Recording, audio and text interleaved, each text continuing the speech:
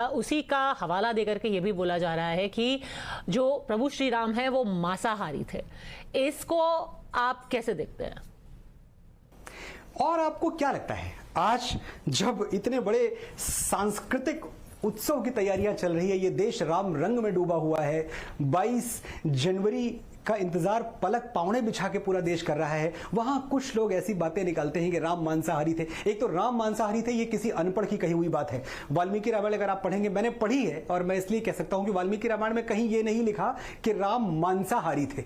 ये है कि राम वन गए, राम शिकार खेल रहे थे और लौट के आए तो उन्होंने भोजन किया। ये कहां लिखा है कि राम ने किसी जानवर को पका के खाया? ये कहां लिखा है? तो ये बातें भी बहकाने के लिए हैं और सब समझते हैं। जितना थोड़ा बहुत नॉलेज मुझे है ना, इस देश के ज्यादातर लोग, इस देश का जो एवरेज इंटेलेक्ट है वो मनोज मुंतशिर से कम नहीं है, ज्यादा है। लोग मुझसे ज्यादा समझते हैं इन बातों को। आज ही ये बातें क्यों निकाली जा रही हैं? आज ही आपको रामचरितमानस फाड़ने की बात क्यों याद आ गई? क्योंकि अब आपको लगता है कि एक बहुत बड़ा हिंदू वर्ग है जो कि जिनको दलित और वंचित कहा जाता है, ये लोग तोड़े जा सकते हैं हिंदुत्व से। और मैं आपको ये बात बता दूं, ये असंभव है।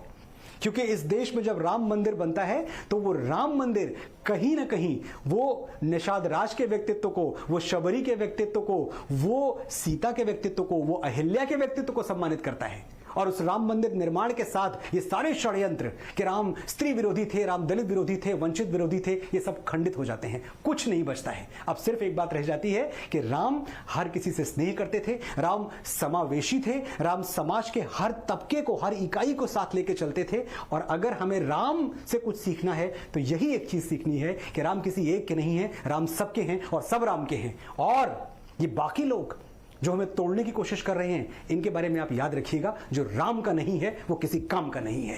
मनोज जी, आपको लगता है कि जो ये पूरा एक कॉन्सेक्रेशन सेरेमनी होगी, इसका एक जो सिविलाइजेशनल एसेंस है इंडिया का, उसका एक दोबारा रिवाइवल होगा, and more importantly with the younger people of our country? क्योंकि ज्यादातर जो लोग हैं जो कि 18 से 25 साल की उम्र के हैं, वो इतना शायद टेम्पल को लेकर के रेजोनेट नहीं करते हैं। उनमें कहीं एक कॉर्ड टच करेगा?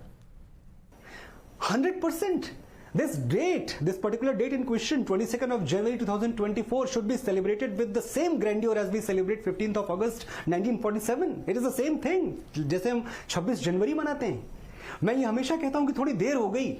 15 अगस्त 1947 को जब देश आजाद हुआ था तब हमारी संस्कृति भी आजाद हो जानी चाहिए थी उसी दिन, लेकिन टाइम लग गया, 75 साल लग गए हमको। लेकिन ठीक है, देर आए दुरुस्त आए, यही समय है, सही समय है। ये जो कल्चरल रेनेसां हुआ है, ये हमारे देश की आजादी को कंप्लीट करता है। जो थोड़ी बहुत कमियां रह गई थी हमारे आजाद होने में, वो अब पूरी हो गई। अब हम पूर्णतः स्वतंत्र हैं। We are 100% free now.